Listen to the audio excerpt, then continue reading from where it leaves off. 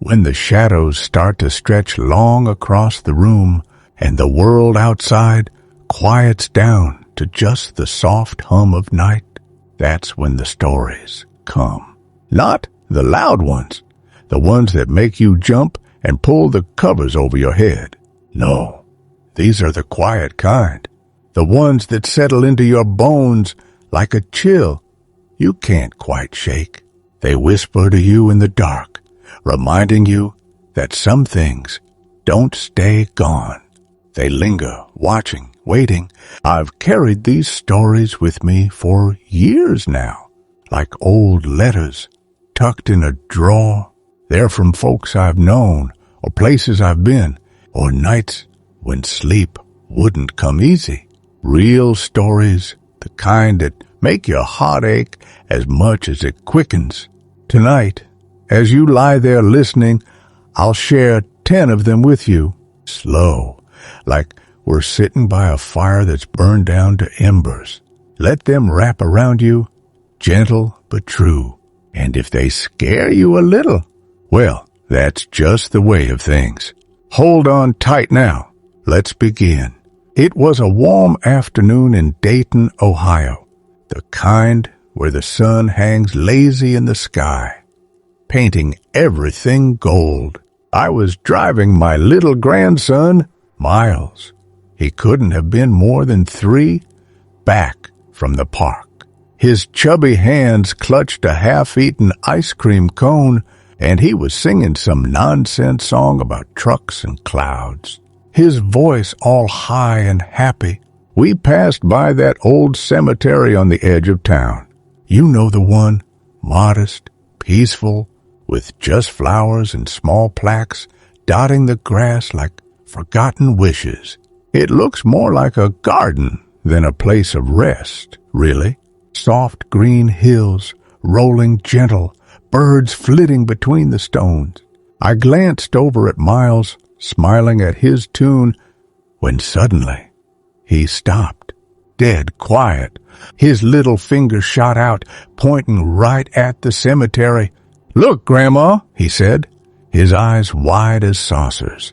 "Look at all those people." My heart skipped. Just a beat.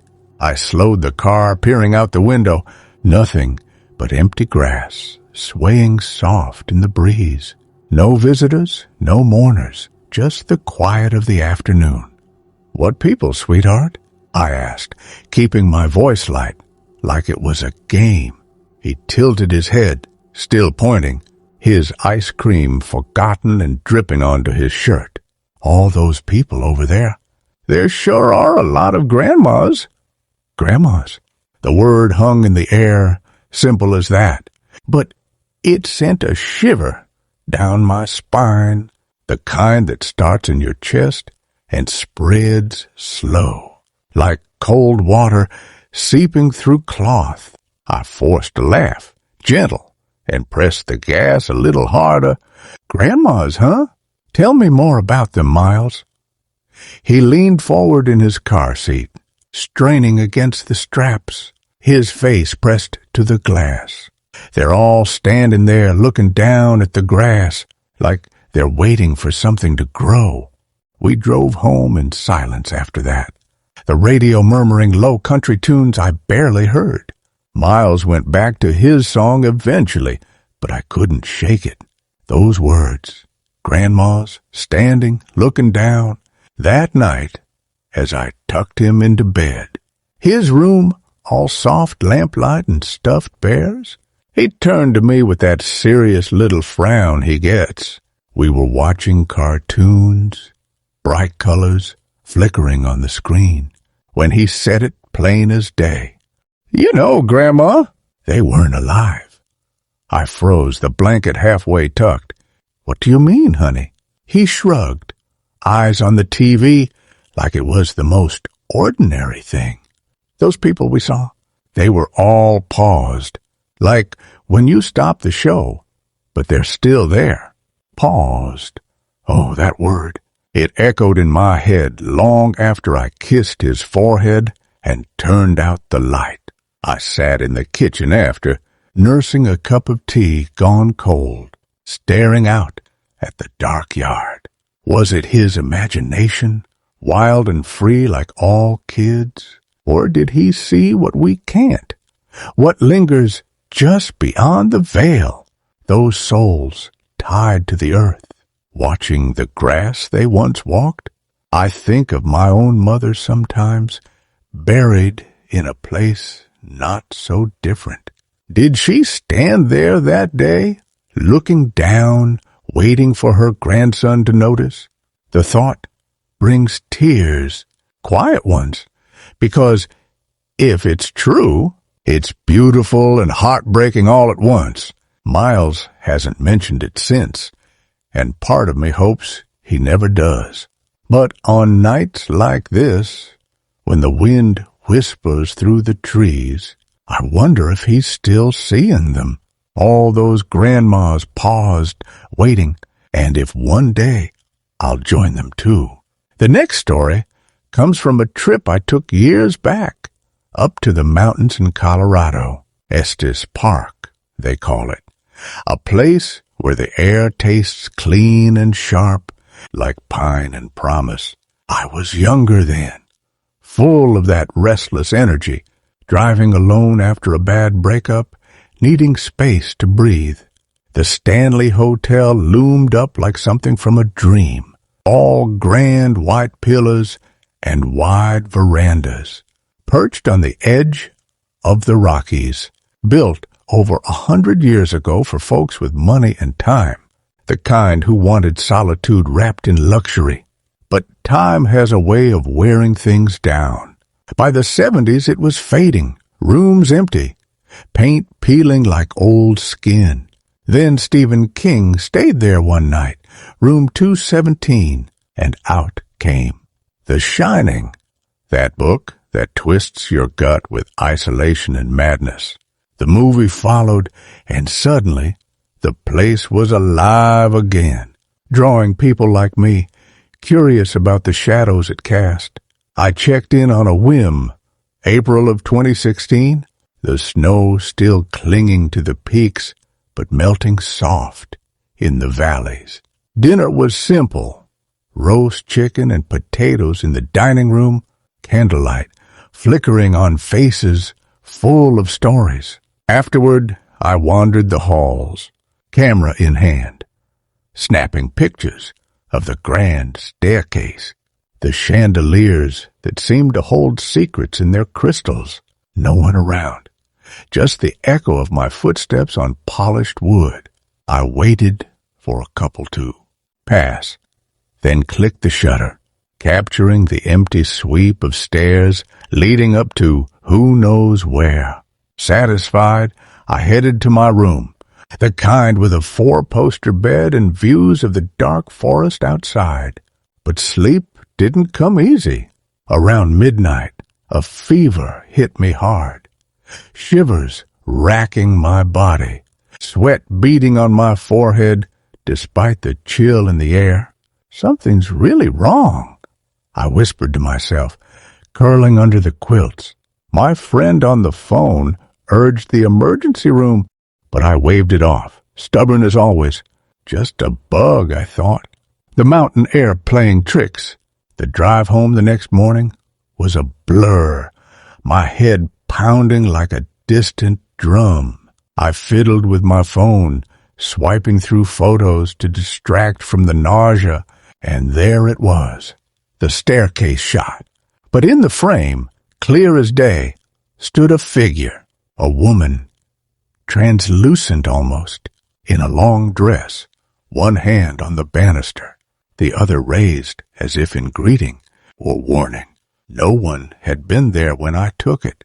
My breath caught, heart hammering against my ribs. I pulled over on the winding road, hands shaking, as I zoomed in. Her face, pale, eyes hollow, stared right at the lens. Half laughing, half terrified, I posted it online that night. Caught a ghost at the Stanley, or just bad lighting? The likes poured in, then the messages. News outlets, paranormal hunters, folks with theories. 2 spirits there, one said. She's draining your energy. That's why you got sick. Trying to materialize. I don't know what to believe. Was it her pulling from me in the night, that cold grip of the other side? Or just a trick of light, my mind filling in the fear? Either way, it changed me. Now, when I feel a shiver that has no cause, I think of that staircase empty, but not alone. And I wonder if she's still waiting, hand outstretched, for someone to see her properly. The Stanley stands today, full of guests chasing thrills. But me? I chase quiet now. And on nights when the fever dreams come back, I hear her whisper, look closer, because sometimes the scariest thing isn't the ghost. It's realizing you invited her in. Word count cumulative, tried 1-400 pattern. Each story expanded with emotional reflection, sensory details, slow pacing, first person, as if the narrator experienced or intimately knows it. Let me tell you about the Lizzie Borden house, though it's not my house.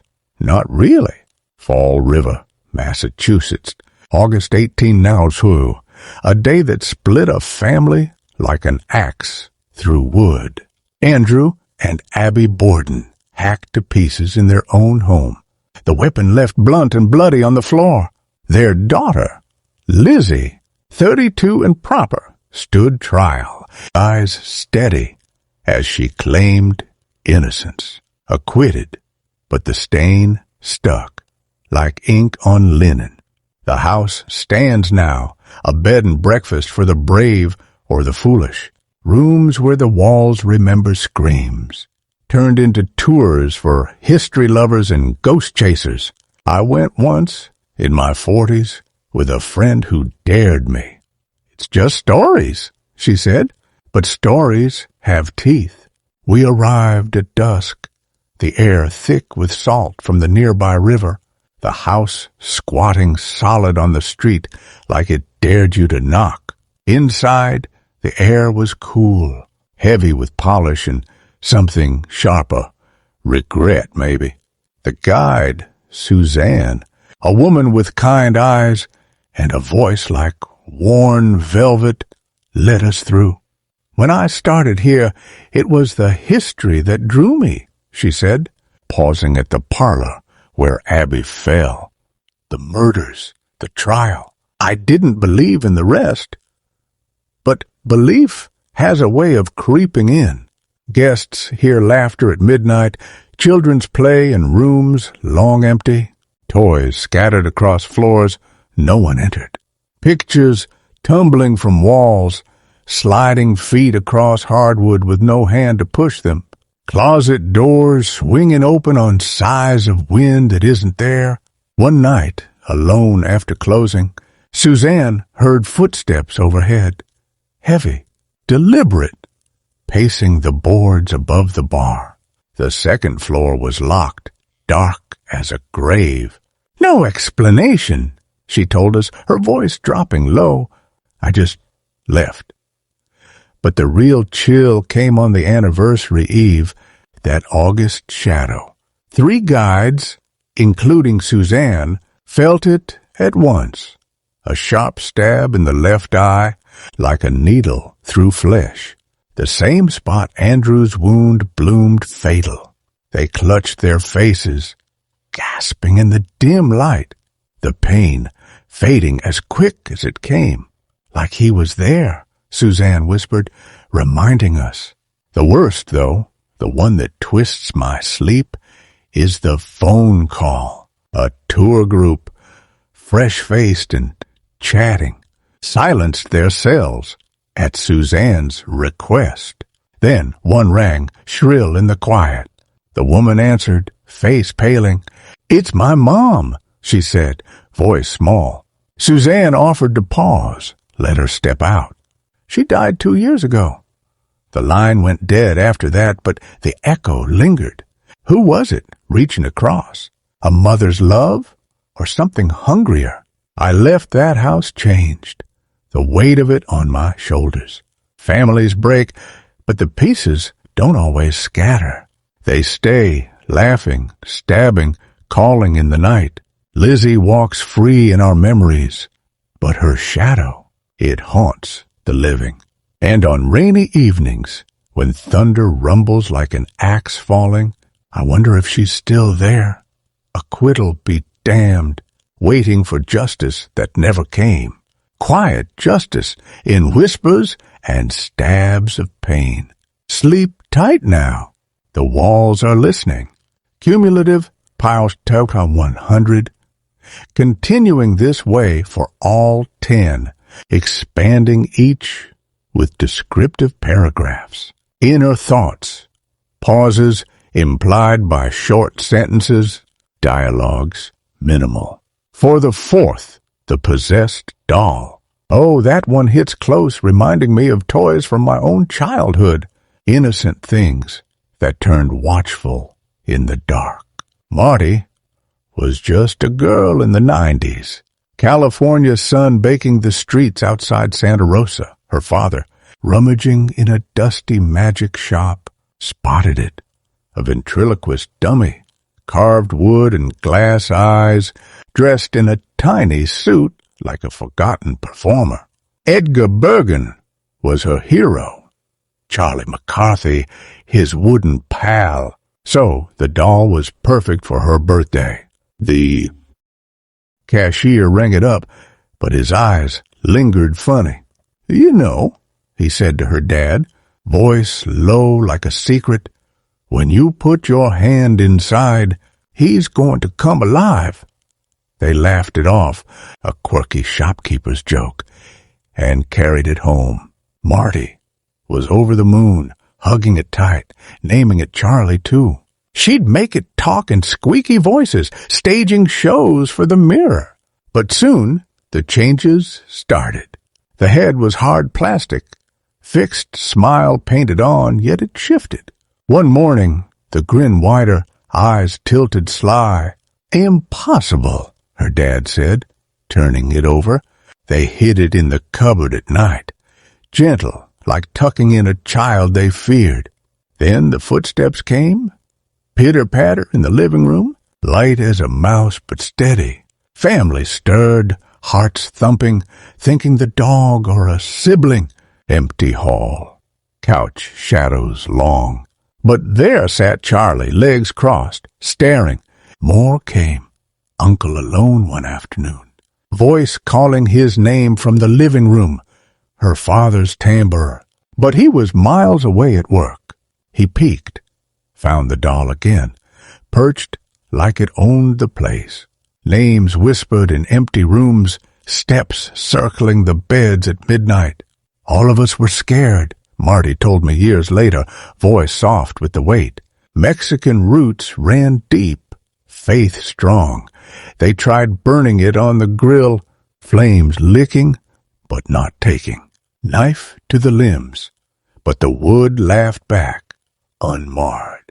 Trash bin next, but when the truck hauled away, her dad dug in the can. There it was, whole, eyes gleaming. They buried it deep in the backyard, poured cement over, heavy as a grave, moved away soon after, but Marty dreams of it still, crawling from the earth, hand outstretched for hers. It finds one of us eventually, she says, and I believe her. Dolls aren't just toys. They're vessels sometimes, holding what's not meant to play.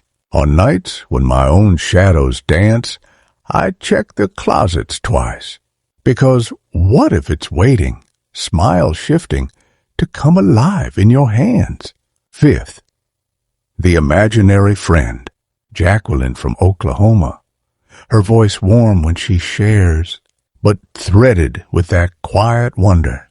Granny Junie and Pa Hank's house, small and sturdy, backyard quiet under a big oak. Jacqueline, little thing with braids, visited often. Pa Hank would sit with her in the shade, legs stretched, telling tales of prohibition days, moonshine runs, close calls with the law, laughs that rumbled like thunder. He was interesting, she says, full of life. But Pa Hank died in 1981, heart giving out in the kitchen. Jacqueline, born 82. Those stories? From a ghost. She thought him imaginary friend at first. Playmate in the yard. Granny never stayed on his anniversary.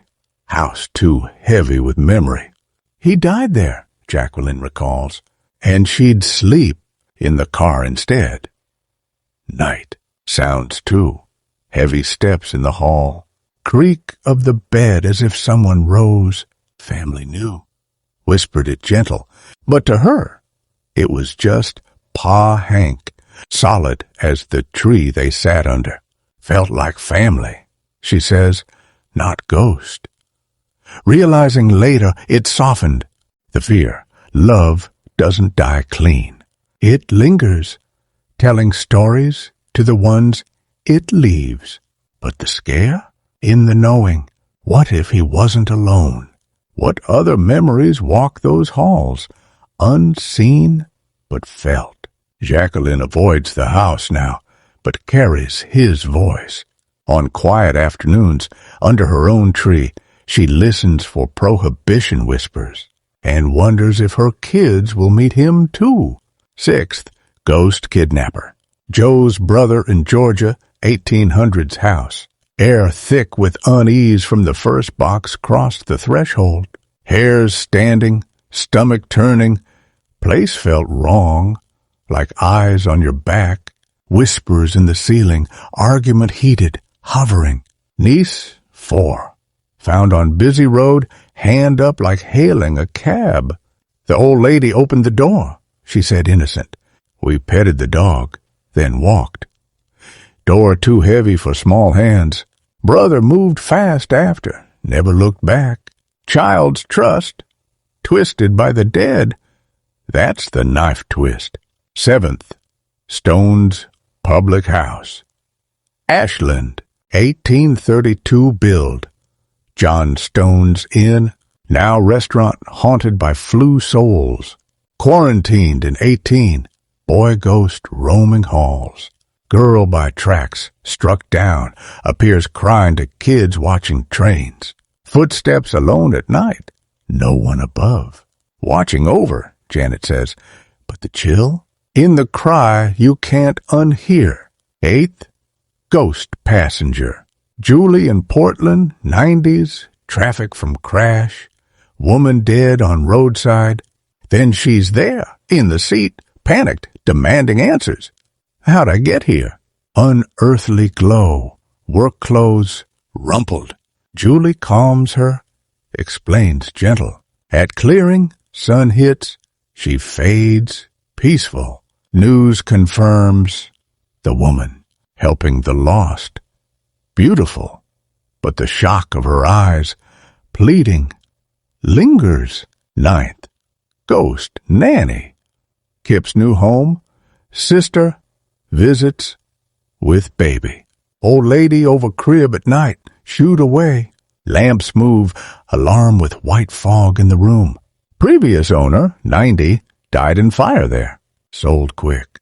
Protecting, or trapped in smoke? 10th, from Jezebel's knocking. My own, as a girl, knuckles on window, nightly, cornfield dark. Parents watched. Deer maybe, but the bang that last night, gone after, or waiting. Resolution. These stories weave my life, teaching that the veil thins at edges. Love, loss, curiosity. They scare because they're us, echoed back. But in sharing, we face them calm. Sleep now, dear listener. The ghosts are just stories. Or are they? Good night, with hope that dawn chases shadows gentle.